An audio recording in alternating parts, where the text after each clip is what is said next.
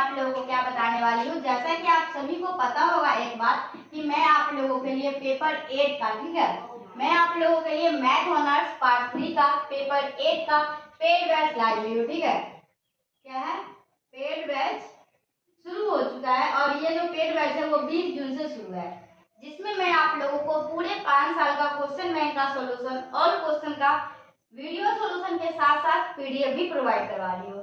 तो एक दो वीडियो मैं सोची यूट्यूब पे भी डाल देती हूँ ताकि जो भी स्टूडेंट को डाउट है कि कैसे क्लास वगैरह होगा वो उन लोगों को थोड़ा सा पता चल जाए। सबसे पहले तो मैं आप लोगों को ये बता दूं कि उस पेड बैच में सिर्फ और सिर्फ आप लोगों को क्वेश्चन बैंक का सॉल्यूशन ही दिया जाएगा। पूरे 5 साल का क्वेश्चन बैंक का सॉल्यूशन का वीडियो सॉल्यूशन और उसके साथ साथ आपको पीडीएफ भी मिलेगी। तो एक क्वेश्चन आप लोग समझ लीजिए, ये क्वेश्चन जो है ये आप लोगों को 2019 का क्वेश्चन है। ठीक है, तो हम लोग इसको समझ लेते हैं कि इसको बनाना कैसे है। तो इस क्वेश्चन को बनाने का 2 तरीका है, मैं दोनों तरीका आप लोगों को बताऊंगी और आप लोगों को जो अच्छा लगेगा उसको बनाइएगा। ठीक है, तो सबसे पहले देखिए यहाँ पे आप लोगों का क्या है, डेल्टा है, डेल्टा का स्क्वायर। तो आप सभी को मैं थोड़ा सा डेफिनेशन याद करवा देती हूँ, डेल्टा का डेफिनेशन क्या होता है। ठीक है, तो डेल्टा ऑफ एफ एक्स का पता है क्या डेफिनेशन होता है? अगर आप लोग पहले से जानते हो तो अच्छी बात है, नहीं जानते तो मैं बता देती हूँ। इसका डेफिनेशन होता है F of x plus H minus of F of x. ठीक है, अगर मैं आप लोग को यहाँ पे लिख दूं कि डेल्टा ऑफ एक्स निकाल के बताओ तो आप लोग क्या कीजिएगा, ये जो भी फंक्शन है इसमें एच इंक्रीज कर दीजिएगा और जो ये जो फंक्शन है सेम टू सेम इसमें डिक्रीज कर दीजिएगा।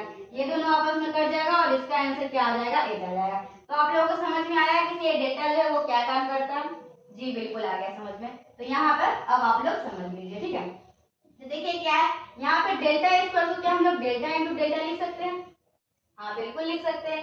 तो ये क्या हो जाएगा, delta of cos of 2x। ठीक है, अब चलिए अब हम लोग कैसे डेफिनेशन लगाएंगे, ये देखिए ये क्या है आप लोग का डेल्टा ऑफ कॉस 2x। तो डेल्टा का डेफिनेशन क्या होता है, जो भी फंक्शन है ना उसमें x के जगह पे क्या करना है, x प्लस h इंक्रीज कर देना और बाकी जो सेम टू सेम फंक्शन को घटा देना है। अभी मैं आप लोगों को डेफिनेशन से बताई ना, तो यहाँ पे अगर इसका डेफिनेशन यूज कीजिएगा डेल्टा ऑफ कॉस 2x तो इसको क्या लिख दीजिएगा, कॉस ऑफ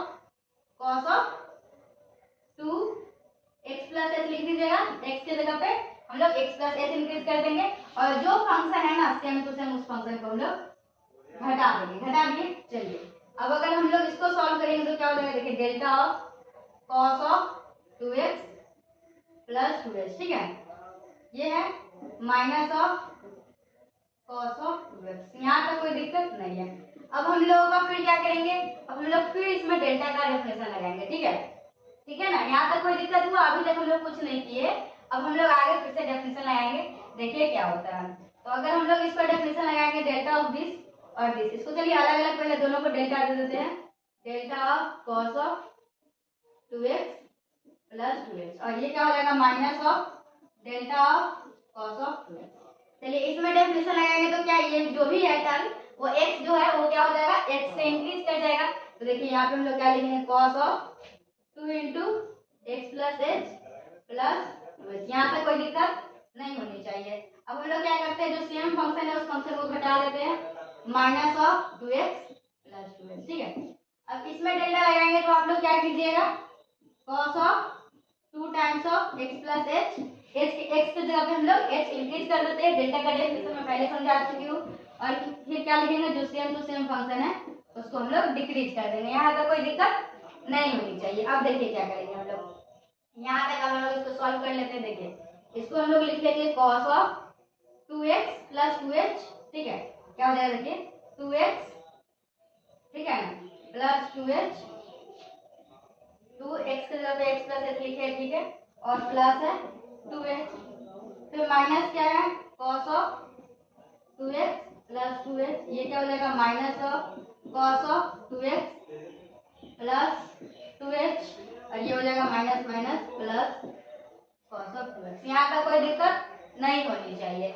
अब देखिए यहाँ पे हम लोग इसको क्या लिख सकते हैं, cos of 2x plus 4h minus cos of 2x plus 2h और इसको हम लोग पहले ये वाले टर्म को लिख देते हैं, cos of 2x minus of cos of 2x plus 2h। यहाँ तो कोई दिक्कत आप लोगों को नहीं है ना।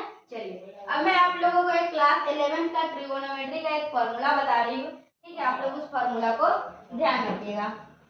फॉर्मूला क्या है हम लोगों का, cos of of C minus D. क्या है formula? Cos of C minus cos of D.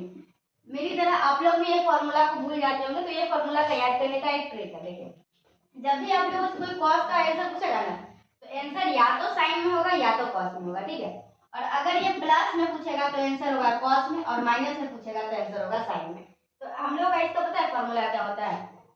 2 of sine C plus D by two into sine D minus C by two, ठीक है।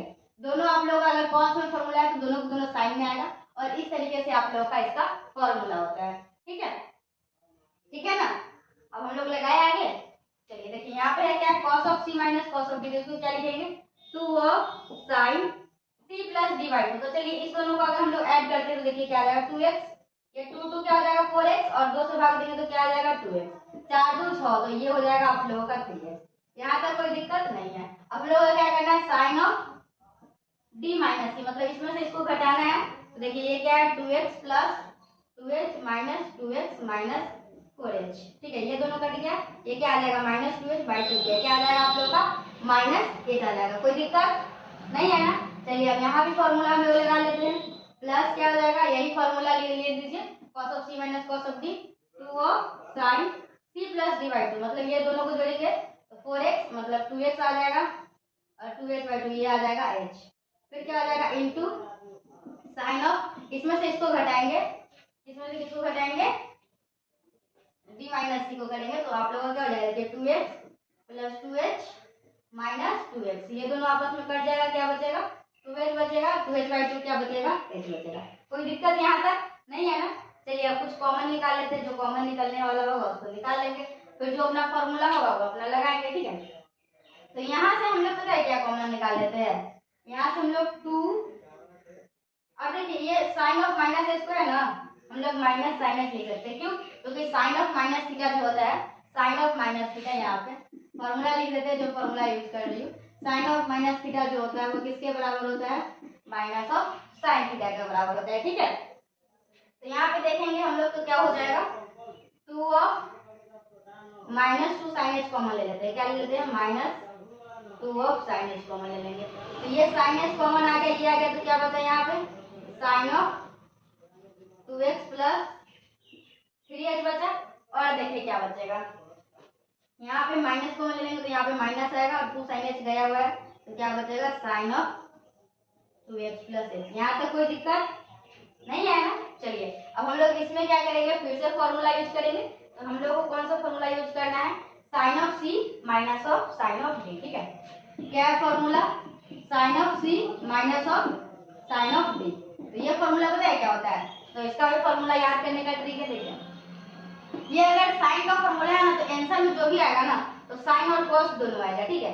अब पहले साइन आएगा या कॉस, बहुत सारे स्टूडेंट को दिक्कत होती है, तो मैं आप लोगों को बताती हूँ। देखिए अगर यहाँ पे प्लस है ना, तो आंसर में पहले साइन आता है, और अगर माइनस है तो पहले कॉस आता है, ठीक है। तो देखिए इस तरीके से मैं याद की हुई हूँ, ठीक है। तो मुझे अभी तक याद है, और आप लोग भी ऐसे याद कर लेंगे तो बहुत दिन तक याद रहेगा।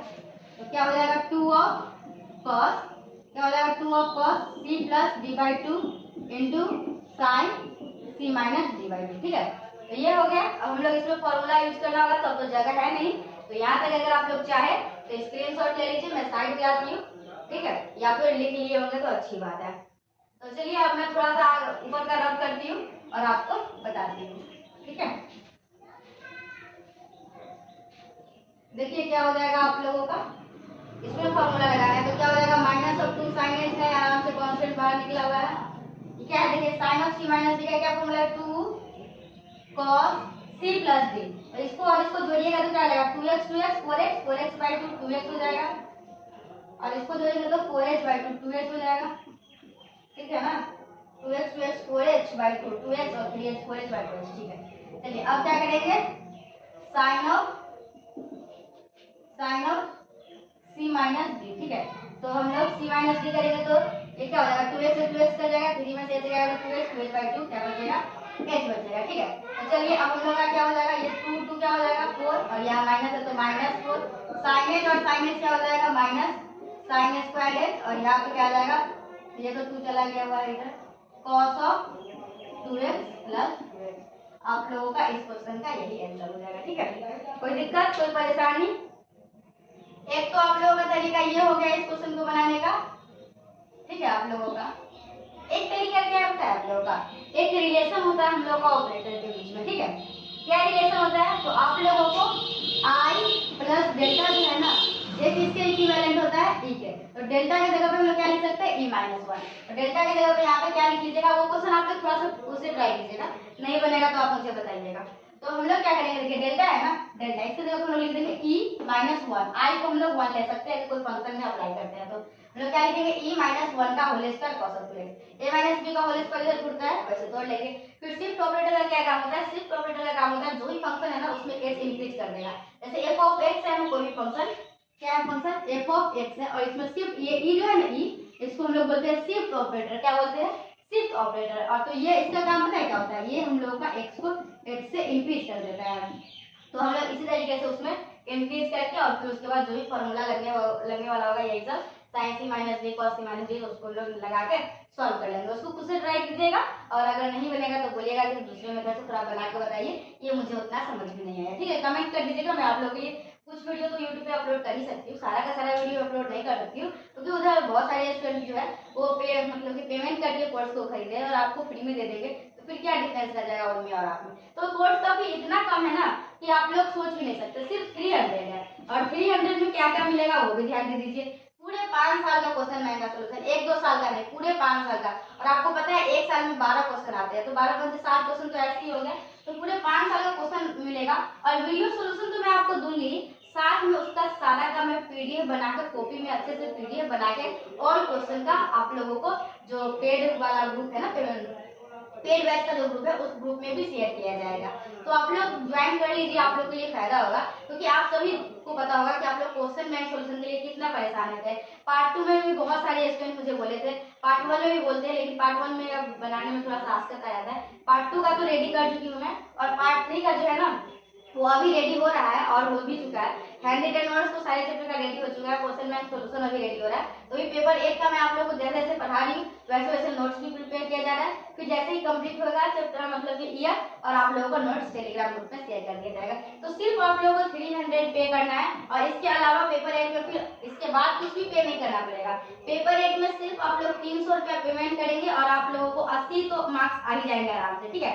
ऐसे बना के आप लोग आएंगे 100% क्वेश्चन, ठीक है। अभी मैं पूरा क्वेश्चन बैंक सोल्यूशन करवा देती हूँ, फिर मैं लास्ट में वो 6 क्वेश्चन बता दूंगी जो क्वेश्चन 6 क्वेश्चन एग्जामिनेशन में आएगा ही आएगा। फिर उस 6 को अच्छे से प्रैक्टिस करवा दूंगी, और फिर मैं आप लोगों का कैसे स्टूडेंट पढ़ने में कैसे भी हो मैं उनको अच्छा मार्क्स दिलवा दूंगी, क्योंकि एग्जामिनेशन में जो क्वेश्चन है वो क्वेश्चन बैंक से ही आता है, और जो क्वेश्चन बैंक अच्छे से कर लिए उनको तो कोई टेंशन की कोई जरूरत नहीं है। और बात रहे कि क्वेश्चन बैंक करने से पहले कंसेप्ट तो जाना जरूरी है। तो आप सभी को पता होगा, जैसे यहाँ पे डेल्टा आया तो मैं बताई नहीं कि डेल्टा का यूज कैसे करते हैं, उसका क्या काम है, वो फंक्शन में जाता है तो क्या हो जाता है। यहाँ पे शिफ्ट ऑपरेटर आया ई, तो मैं आप लोगों को एक्सप्लेन किया कि ये क्या होता है, तो वो मैं आप लोगों को कंसेप्ट एक्सप्लेन करूंगी। अगर पहले से यूट्यूब पे किसी और का बस न्यूमेरिकल एनालिसिस वन शॉट वगैरह देख के थोड़ा बहुत कंसेप्ट क्लियर करके आए और यहाँ से क्वेश्चन का प्रैक्टिस कर लीजिएगा पूरे 5 साल का, तो इसके अलावा और क्या चाहिए आप लोगों को, ठीक है। तो इसी यही सोच के साथ मैं ये पेड बैच स्टार्ट करूँ ताकि बहुत सारे स्टूडेंट का हेल्प हो सके। तो इस वीडियो में यहीं तक, मिलेंगे हम लोग नेक्स्ट वीडियो में। Till then bye and thank you and thanks for watching my video. चलिए बाय।